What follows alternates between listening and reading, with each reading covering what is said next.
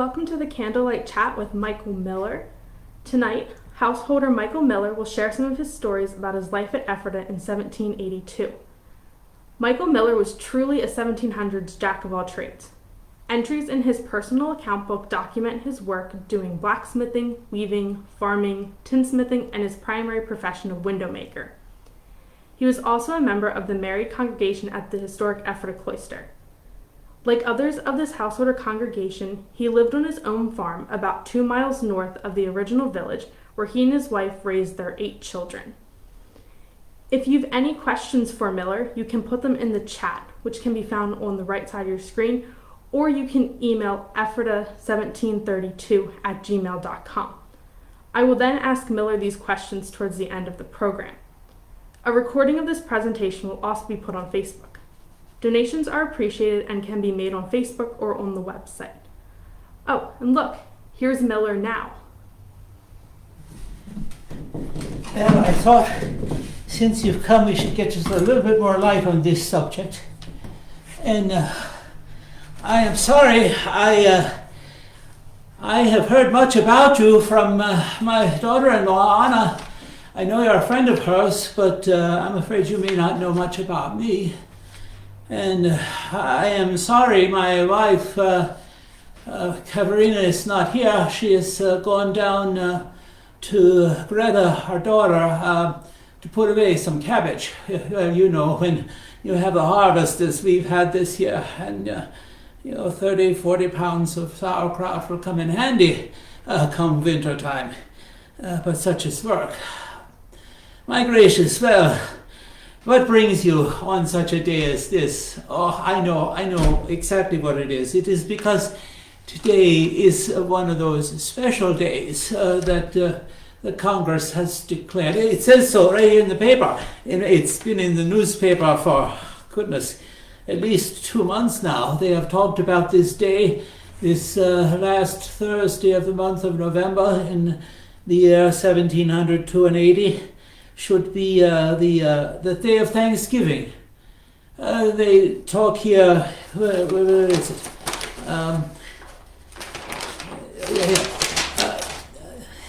I wear these spectacles for 30 years. You would think they would be helpful, but now they are worse than ever. It says here that because we are doing such good progress in coming to a conclusion in the current conflict, well, they may feel we are coming to a good conclusion. I'm not sure of that. But that we should thank the Almighty Lord, as we should do every day. And we should declare today a day of thanksgiving. Well, it has been an eventful year, I can say that for certain. I do not know what it was like in your household. Yes, the fighting in this conflict finished about a year ago at this time down in Virginia. But that does not mean all is ended peacefully. Earlier this year, I know the men of affairs have been meeting in Paris and trying to come to some conclusions, but there is no definite treaty of peace signed yet. And you think things such as a war that is miles and miles from your home should never touch your house. This is what we thought until my daughter, Barbara, and her husband, they were living in Philadelphia. They had to leave when the armies came, the British armies came. They came back here to Ephrata, and then Adam, my son-in-law Adam, he decided, since he has been forced from his home in Philadelphia, he should fight for the Americans, and he was all the way to that place in New York, or what do they call it? Ticonderoga.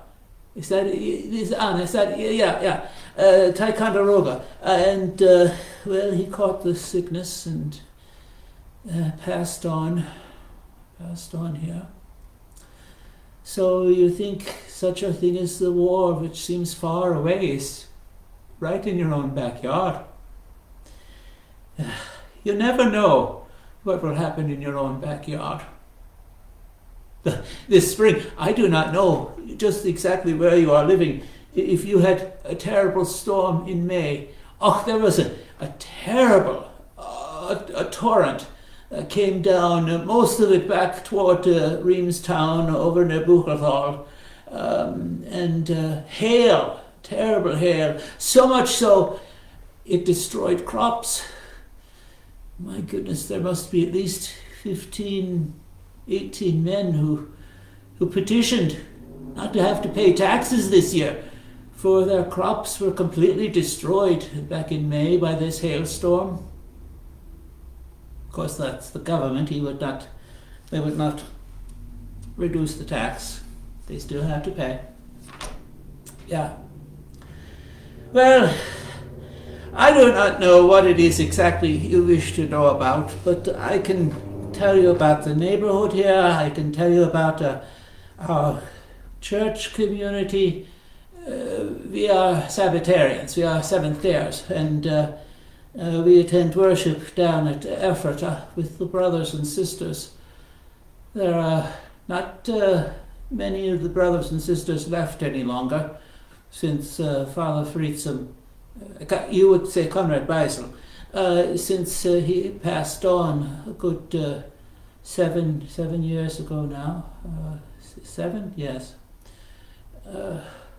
But Brother Yabes is now in charge, a very, very intelligent man. And he does the best he can to keep the community together. He does not have the sharp personality that Father Fritzum had, nor as Brother Agabus had. Brother Agabus, did you know him? Wohlfahrt. Michael Wohlfahrt was his name. He was not afraid to tell you what was on his mind. You know, there was a time, I wish I could have seen this. It was before I knew him, but I'm told he went into the Quaker meeting house in Philadelphia and sat there silent, as they do for some time. And after sitting for a while, he got up and he spoke very loudly and very vehemently about his ideas and how they were all wrong in what they were doing. And they pushed him out the door, which did not stop him. No. He climbed the steps at the courthouse and preached right there in the marketplace to everyone who would listen. Oh, such a person he was. It was through him, Brother Agabus, that my family encountered Ephrata. We were not living here at the time. No. We lived to the north, up in the Tolpahocken. My sisters, my stepsister, my brothers still lives up there. And, well, there was a great turmoil in the church. The Moravians were involved, the Lutherans were fighting, there was disagreement over who should be ministers, where the ministers would come from. And in the midst of all of this great turmoil, Brother Agabus, Father Fritzum, Brother Onesimus, they all came and shared their story. And we were very, very enamored with that. So in 35, we received baptism from Brother Agabus. We did not move down here to Ephrata for another several years, and then we pitched our tents. We are about midway between Zor, Reamstown they call it now, and here Ephrata, in the Ephrata community. And there I raised my children. Elon, my oldest son, he has already, he has gone to the west. He has gone to the western part of Virginia, so we do not get to see him very much. And the others, well, they're all grown too. They've moved on. but more close. And of course, my youngest son, Joas, he has the farm here. I still keep up with my work. I was trained as a window maker, but do a little bit of everything. But I've pretty much stopped with the farming about, almost 10 years ago now. It is Joas who takes care of all of that. And he and Anna, his wife, and children, they live here. We live with him. And then I have, I already mentioned Greta lives down just on the other side of Ephrata. And she and her husband, Casper, he is a gunsmith. He makes beautiful rifles. Not that we use them for war. That is not part of our belief. But there's nothing said you cannot hunt a deer when you are so inclined. And then there is the other children. Ral, she and her husband have settled up to the north, near her sister, actually. Her sister Farney, Veronica, we call her Farney. She and her husband Georg Zinn, he was our miller here in Ephrata, Georg was, and then they moved up to the Lebanon township, and so they live to the north of us here with their family. And yes, what else can I tell you about? My gracious, there is such happenings in this community this year. Brother Yafun has come back and passed away. Did you know him? Oh my gracious, what a turmoil he did cause. Yafun Eckerlin, Israel Eckerlin, he is his brother, and this was Samuel. Onesimus is his brother. Onesimus, well, we're not quite sure what happened to Onesimus. He may have been taken by the French, but Yafun Samuel, he has come back and caused such turmoil within the community, claiming ownership of the land, fighting it. My brother Yabes had to go all the way to Philadelphia to the State House to fight in the court there. And but he passed on earlier this year. His friends that came back from Virginia with him, they still live up on Mount Zion in the community. And I do not associate with them much. One of the Luthers operates the tannery, and so then I am in need of leather to make a repair to something. I have to see to him, but I do not visit with them much. But the others, the sisters, the few sisters who are there, of course, Sister Constantia passed away just, oh my gracious, what is it? Only 2-3 weeks ago now. A lovely person. I fixed a spinning wheel for her one time. I still remember how fussy she was about making sure it was properly balanced, and that she got that from her father. Her father was Valentine Mack, and his father, Alexander, was the founder of the Brethren. Yeah, but Constantia, she passed on this year. So did the Lomans. Did you, maybe you? I do not know where you're visiting from, but the Lomans live out beyond the Susquehanna, over in Bermudian, and I remember when they came. It was about this time of year in 51 it was when they came. They had been with others in Ginsheim and had traveled about Europe for a while, trying to find a place where their beliefs and their lives could exist together peacefully with neighbors. And finally, they decided to come here to Ephrata.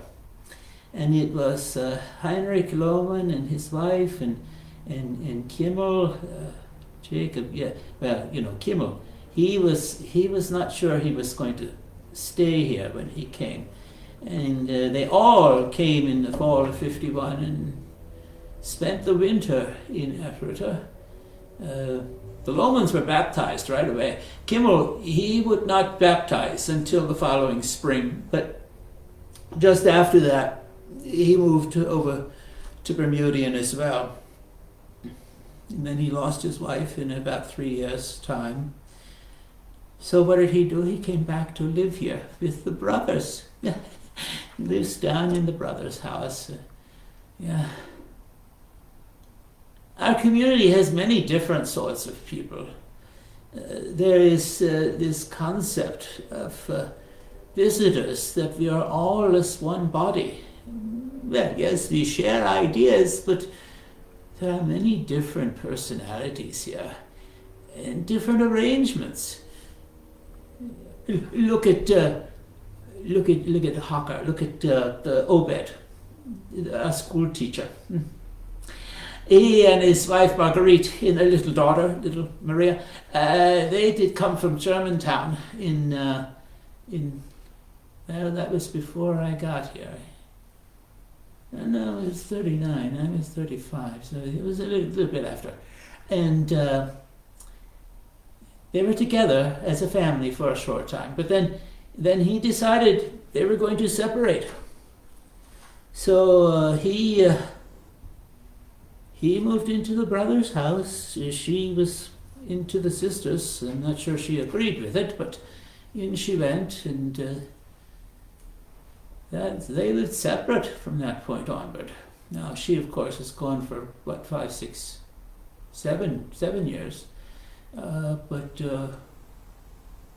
Ludwig Obed, he lives in a little house with Maria, his daughter. She has taken the name Petronella, but she's a bit of a sickly sort. Then there are some who come to live here, and after a short time they leave. Look at Dewald Meter. Yeah, he now lives back at the Reamstown. He is a doctor. He came, he says he is a doctor of training from Nuremberg, and he is going to live here as a brother. And when he arrived, Gideon said, yeah, I want to learn to be a doctor too. I should be the apprentice. This is how it was to be. But Meter, he left within a year's time. And then he got married down at the Lutheran church and lives over in the Reamstown area. I fixed a window for him once. And but that did not stop Gideon. Only a year's worth of training did he have with Meter. But then Gideon, he is the doctor. Yeah. And Maria, she is the leader of the sisters, but there's so much I could say about her. You must have some curiosities, I'm sure. Anna, your friends are so quiet. Do they not have any questions? My friends have some questions. Oh, yeah. Someone wants to know, how did the cloister members feel about the war that's been going on? Oh, well, as I say, you never know when it comes to your doorstep. There are, in the conflict, those who support the war, those who oppose it, and those who attempt to remain neutral. We have always attempted to remain neutral, but knowing that as it now comes to a close, both the winners and losers will think we supported the other side. We do not participate in conflict. Many of us saw it in our homeland, not firsthand, but we can remember the scars upon the land, upon the people, of wars that tore apart our homes back in the old country. And then we come here, and in the 50s, there is a war that goes on here in Pennsylvania. And in fact, some of my friends and family from Tolplahocken came down here to Ephrata for refuge. because of the fear of attacks from the natives. But it all ended well there. At least we thought it ended well. It seems to be part of the problem that caused this current conflict, but we try to stay out of all politics. I did in 78, I did take the oath of allegiance. It was not something I did lightly, and there are those who do not believe in it. Dietrich von Stock Jr., he would not take the allegiance, the new allegiance, and he stirred the crowds in the neighborhood so that he was to be arrested and he would make his escape when they would try to apprehend him. But he was eventually caught and he paid the fine. Yeah, we have to pay a fine if we do not serve. And we do not serve, we pay the fine. Oh, I ramble on, but you must have other questions. I'm sorry.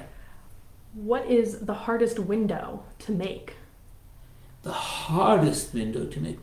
I tell you, I made one, well, there were two of them, for Shirk, and they were big, very big windows. That was difficult to make sure it all is nice, tight and square. And I made some windows for the church back at Muddy Creek, and they were not the easiest to do. I do many of my windows in lead. I have the lead drawing equipment and can make the channels in the lead to hold the panes, and then just a simple wooden frame. And with the lead, you have a little bit of softness to bend and flex around the glass, but not so with the wood. You must be a little more exacting when you're doing the wooden panes. Yeah. You look so puzzled, Anna. I'm guessing. I don't know if anyone has any more questions or not. Oh my gracious. Well, they're really enjoying the visit, though. Oh, well, I am so glad. Yes. I was telling you about some of the people in our community. The sisters, I started to talk about Anna and Maria. They were sisters. They were real sisters, Anna, Maria. And Anna, I did not know her well. She was a little more hard to approach. She was the older of the two. And Father chose Maria, the younger, to be the leader in the sister's house. And I do not think that sat well with Anna. And Maria, when she was in charge of the sisters, she was very demanding. She kept a good account of records, and I made windows for her one time too. And then, now I know she could have had brothers do that work.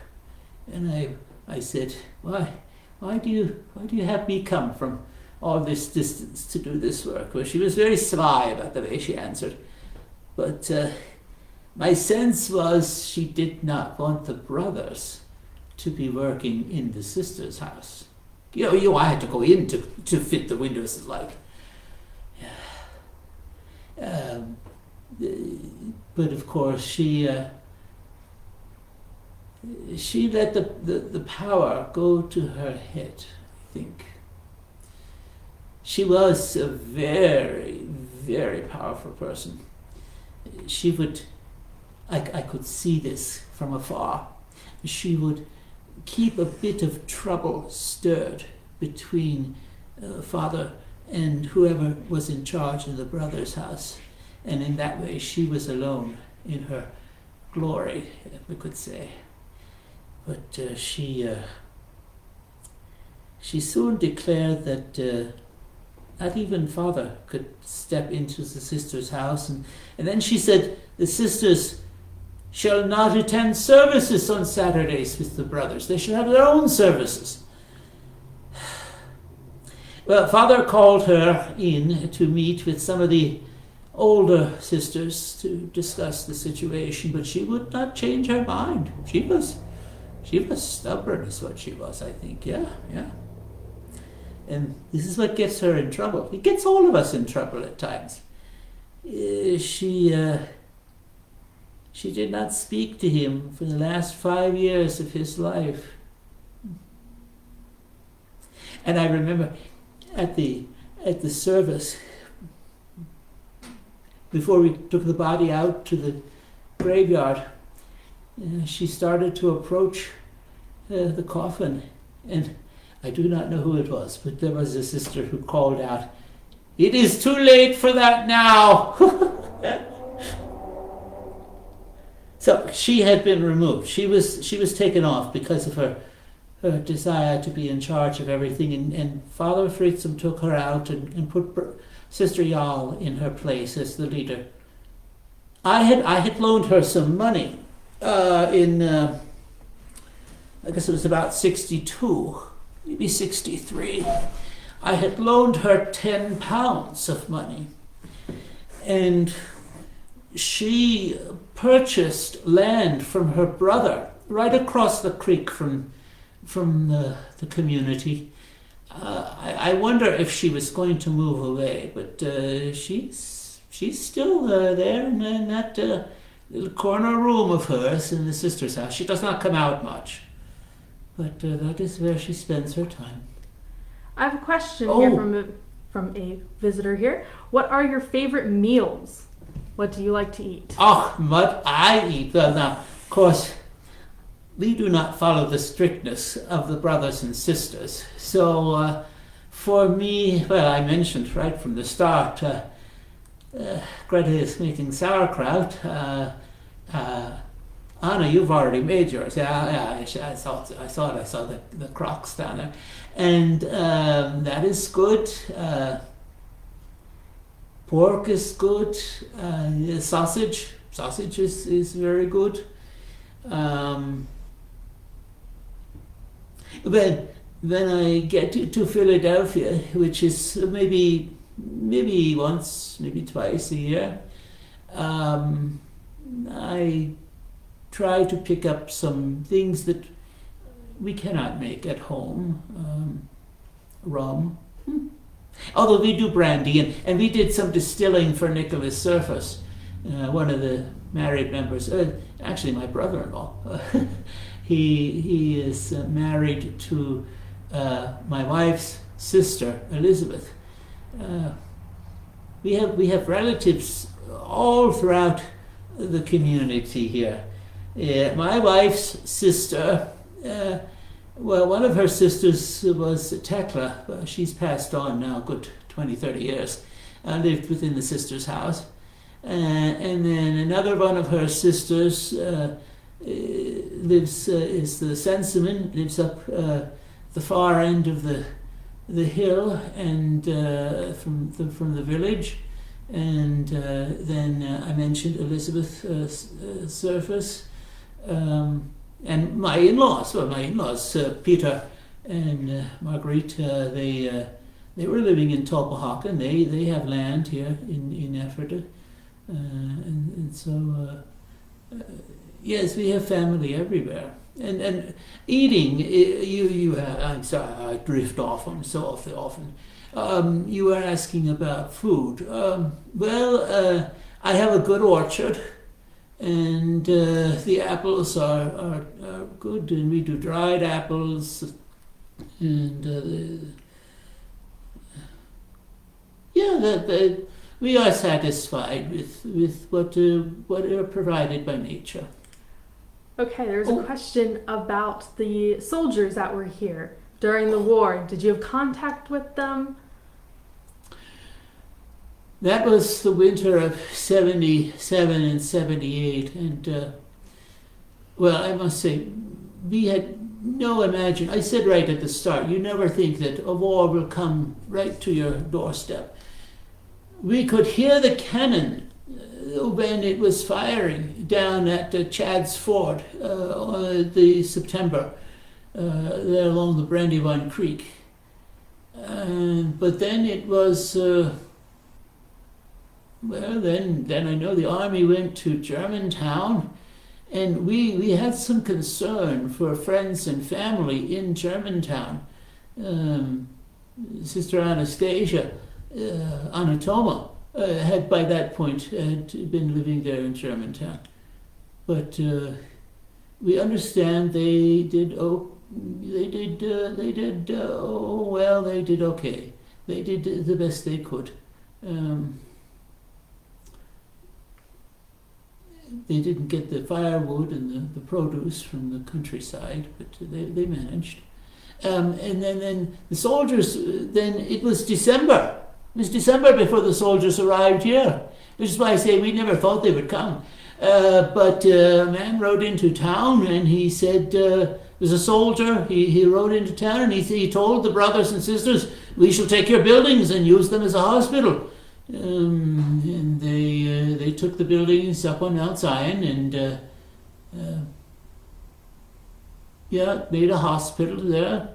And we of the neighborhood, we brought in what supplies we could spare, veal and milk and the like. But the men were so sick, they were in need of everything, not just medicines. The doctors who came with the army had some medicines, but they needed clothing, they needed blankets. They had absolutely nothing. And the doctors did not want us to go into the hospital building because they said the disease was in the air and was spread in the air, and we had to stay away. Now, Johannes Bar, the Bars, Johannes, Anna, they took soldiers right into their home. I'm not sure I would have done that. But they took the soldiers right into their home to care for them. And they, unfortunately, suffered from the same sickness that the soldiers carried, and both of them passed on that spring of 78. Yeah.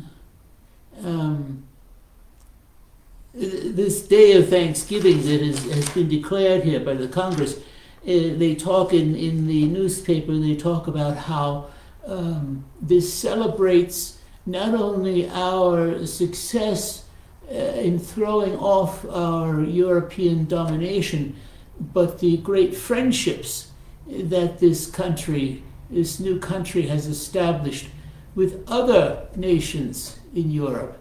And that is something I think to be glad for. Yeah. Have you heard of any ghost experiences at Ephrata? Ghost experience?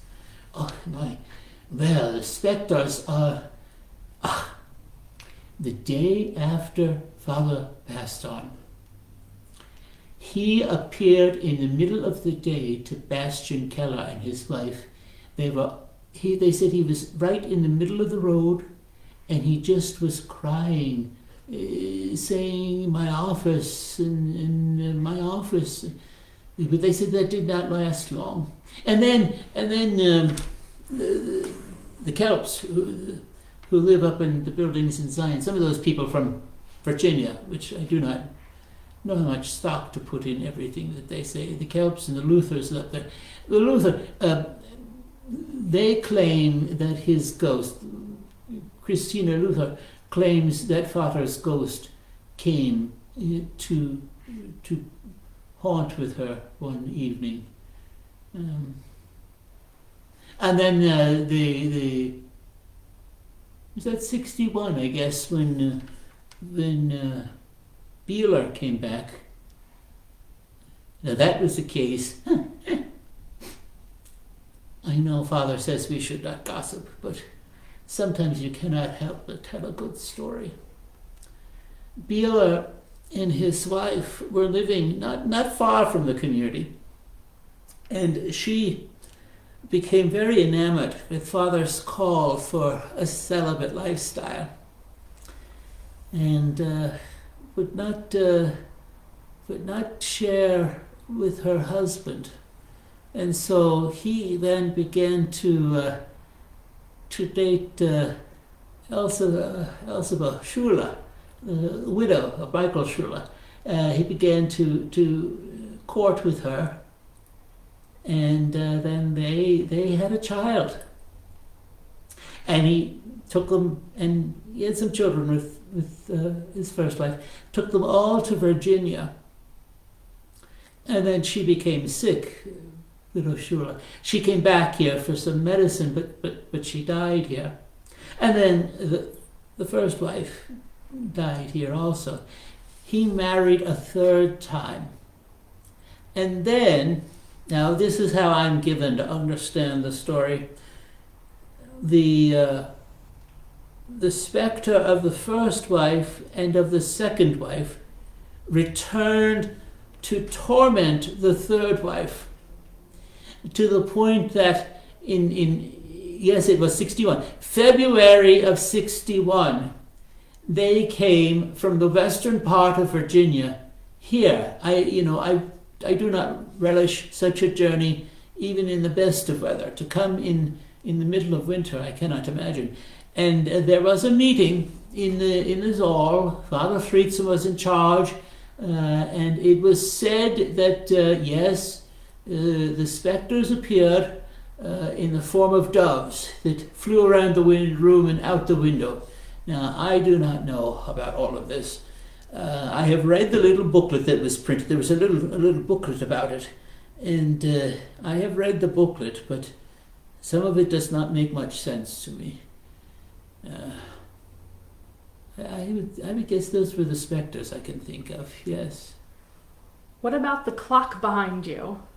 Who made it? Oh, I bought this from Georg Hoff in Lancaster. I had to do a little fixing to the door. It was a little crooked. I fixed that because he had actually made it for someone else who didn't want it. And then, so this is Georg Hoff in Lancaster made this one. Are the printers busy this time of year? The printers? Well, there is very little business at this site any longer. Brother Jabez manages the print shop. Brother Obed is doing some printing. But they've started to do more things for other people. And so while there's not the need for printing the hymnals and the like that we use, because there are so few of us left in the congregation. But for other people, they are doing things. They are starting to do some Tauscheins for one of the scriveners from the neighborhood. Otto is his name, I think. And they print the basic words, the text, and he then embellishes with the flowers and the like. Yeah. Did the brothers and sisters celebrate Thanksgiving this year with the day of Thanksgiving? Well, we have celebrations throughout the year. I do not know if you would so label them as a Thanksgiving, but our love feast gatherings, a chance to come together, share Christian fellowship. They can be held within the community. They can be held.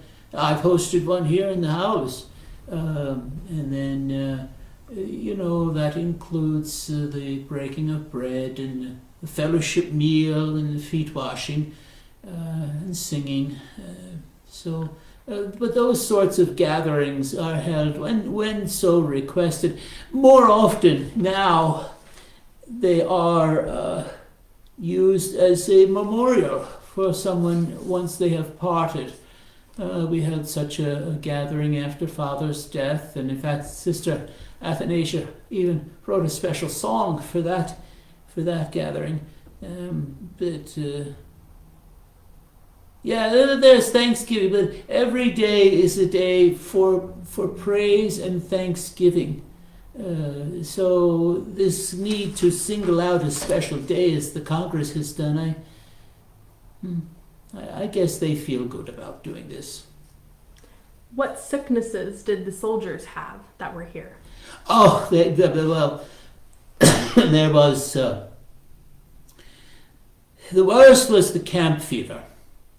It is something that occurs, I'm sure you've heard of this, different names given to it by different people. Camp fever, jail fever, I've even heard it called ship's sickness.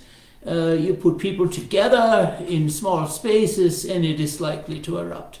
And it seems innocent enough at the start, just tired, achy, the temperatures start to rise, and then rash develops and spreads, and the fever this is the problem. You cannot control the fever, and left untreated, the person falls to delirium and then death, and this is what ran through, not just at the hospital within the town, but this is what the bars had, and the other people in the neighborhood. There were a few others who may have had it as well.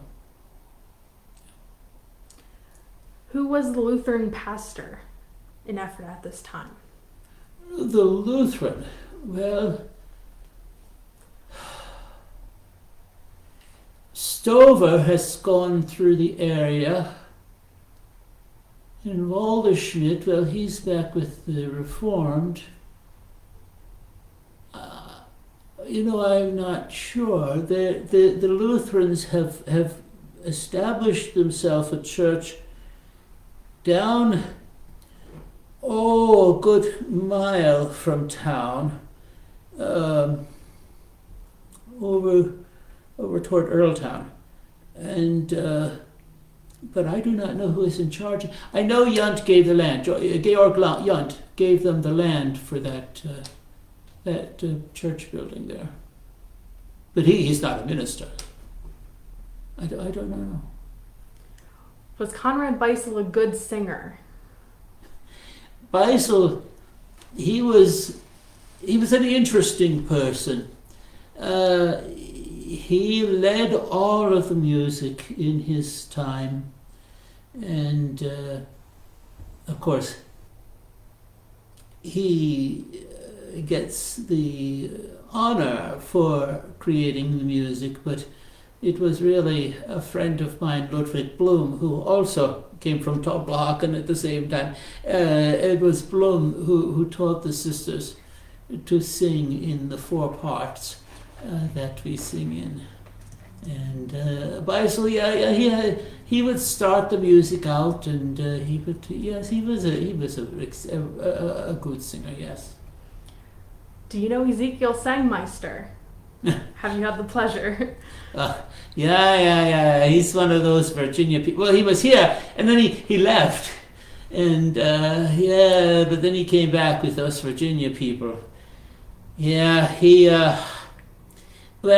is one that now, I mentioned earlier how Eckerlin has caused all this stir about the ownership of the land, and he created it so that there are different parties in charge of managing the land, and Sangmeister is on one of those parties. He is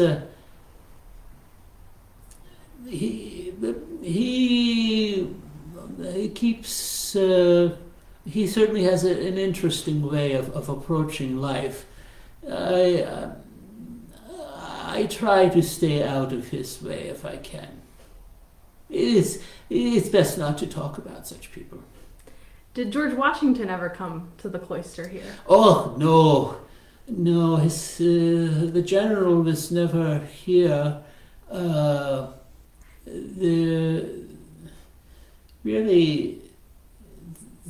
general was, of course, at Valley Forge, and then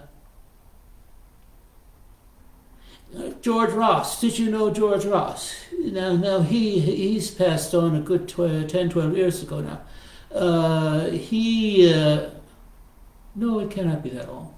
Can it? 76, 86. No, it's not that long. It's more like 5, 6 years. He signed this Declaration of Independence. and he was a lawyer in Lancaster, and he would bring many important people to see the community. We had people who came to our community. Now we think nothing of it, and not living within the community, we do not get to see every visitor. But we hear reports of those who come, especially if they come from some distance. There was a count from Italian count was there. There have been several different Frenchmen. There was a Swede who was very interested in trees and plants. Was there, but no. General Washington was never here. Okay. Do you trade goods from your farm, and what goods might you obtain from a city? Oh, certainly. Well, I mean, I do work for all sorts of people, and we do things in trade. And in fact, I sometimes will have people help me with farm chores. If I fix a window, for example, they may do a day's worth of labor for me. We trade things. Well, I mentioned we did some distilling for Nicholas Surface, and we did the work, and then he paid us with some other produce from his farm. Such back and forth happens frequently. It is a matter of the economy that we live in. I try to keep track as best I can in my little deck book, but I'm not the best at figuring out times. I think someday my grandson looked in there and he said, "Papa, this makes no sense. Here you have a date. It says 1782 I made windows, and then the next line it says 1765 I paid for having hay drawn, and then there are several lines that say, and I did this, but there's no date." And he says to me, "Papa, how can you keep track of these things?" I said, "Well, it is in my mind. It does not always get to the paper in the right order." What do they use for medicines? We have, Maria Katerina, she has the garden, and you have a garden too, I'm sure, Anna, and the herbs are there, and Gideon, well, I mentioned Gideon, he considers himself a doctor. He and Father had a difference of seeing things, and he was gone to Germantown for about 10 years, but he's back, and he understands some of the medicines that he can get from Philadelphia. Christopher Marshall is an apothecary in Philadelphia, and he's been a good friend to the community, providing medicines and also colors for the inks. Yeah. What are your thoughts on the wooden beds and pillows that the celibates are sleeping on? Have you ever tried it? Well, yes, I did try for a night. Father, in his wisdom, said that this is the way it should be, but he also recognized that not everybody could do it that way. So that is how we have a married congregation, and we have those who are more devoted among the brothers and sisters. And I certainly admire their devotion. I could not live their devotion, but I certainly can admire their devotion. Where did the glass come from? Oh, I get most of my glass from the Worcesterberg. through Germantown. I know Gideon has bought some bottles over at Mannheim when they were operating the glassworks over there. But yeah, most of my I can get through the Wisters. They are a very good family in Germantown. That's who Anastasia married, Johannes Wister, and their glassworks over in the southern part of New Jersey I think it may be the first of its kind here in this country. Maybe there's some earlier, but they were the ones that I think of most often when I think of glassworks here. Yeah. Is anything being done to try to get more people into this declining community, or is there anything that can be done?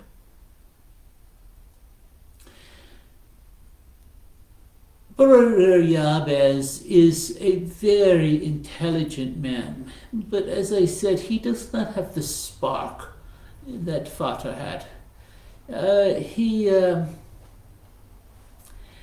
think he recognizes that times have changed. I see it within my own family. Times have changed. My children that move on. Elon, who's moved all the way to Virginia, and those who've moved up to the north, to Lebanon Township, and the way of life that created our community no longer has the pressure for people. And now that this war is ending, well, the young ones see all the land out west. My Rebecca and John Hirschberger, they've already moved out to Bedford County, and I see even in Joaz a desire to move on. I have provided pretty much the farm for him as the youngest in the family, his oldest brother gone, but I can see it is not always to his satisfaction. That restlessness to go on in the younger children no longer demands the discipline and security that our way of life at Ephrata created for those who built it. Yeah. Does Baron von Stiegel visit? Oh no, we go to Elizabeth, to the furnace there, Huber's old place, to get iron and the like. But Stiegel, where is he now? He's lost all his money. I've heard he's teaching school up there near Schaeferstown, there where the Thomas lived. But he is no longer around. Did you know Henry Melchior Muhlenberg? That Muhlenberg, was he a minister? I think somehow he was involved with that turmoil that caused us to leave Tolbahaken. I can't say for sure, but I no. He wasn't a Moravian, but no, I think he was a Lutheran. No, I don't. No, I'm sorry. I can't place it. Okay, and we'll do one last question here before we're about to wrap up. What's your favorite food? My favorite food. Oh, well, I mentioned apples earlier. Mama makes a way with the pastry, with flour and sugar, little sugar, and the apples are inside and warm, and that is very appealing to me. Yeah. Okay, and then What's the furthest you traveled to fix windows for someone? The furthest I've traveled.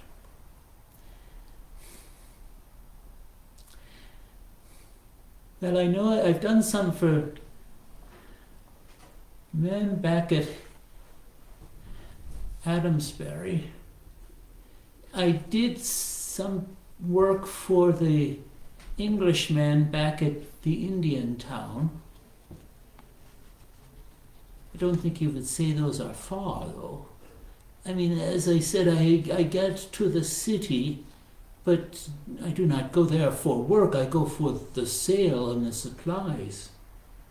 Yeah, I do not travel terribly far for the work. Oh, I've been rambling here all this time.